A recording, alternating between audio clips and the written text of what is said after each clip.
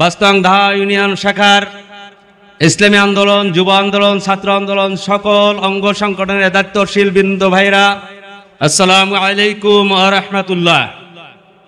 আমরা আজকের কেন এখানে উপস্থিত হয়েছি সবারই অবগত আছে। আজকের এখানে আমি একটা কথা বলতে চাই আপনাদের কাছে। আমরা আজকের সভাপতি নির্বাচিত করব, সাংগঠনিক সম্পাদক নির্বাচিত করব, তবে একটা খেয়াল রাখতে হবে, সেক্রেটারি নির্বাচিত করব। একটা জিনিস খেয়াল রাখবেন যে আমরা যখন ভোট হোক অথবা সমর্থনের মাধ্যমে হোক, এমনভাবে সমর্থন দিব না যে আমার মন মতো হয় নাই কিন্তু ইসলামী আন্দোলনের কাজ তাকে দিয়ে ভালো হবে, আমার মন মতো হয় নাই তাকে আমি সমর্থন দেব না, এটা যেন না হয়। এটা আমার বিশেষভাবে অনুরোধ থাকবে।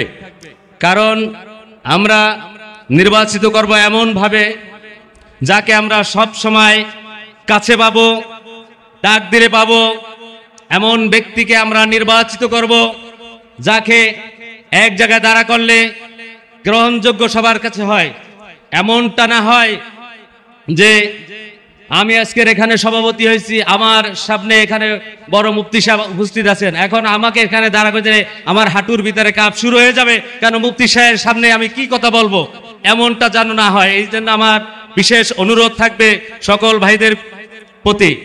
আর একটা কথা খেয়াল রাখবেন, সামনের দিনে ভাই আমরা এমন একজন যোগ্য সভাপতি নির্বাচিত করতে চাই যে সব জায়গায় সর্বক্ষেত্রে আমরা রাত দিন একটা দুইটা তিনটা নাই, আমরা যেন ডাকের মাধ্যমেই তাকে পাই।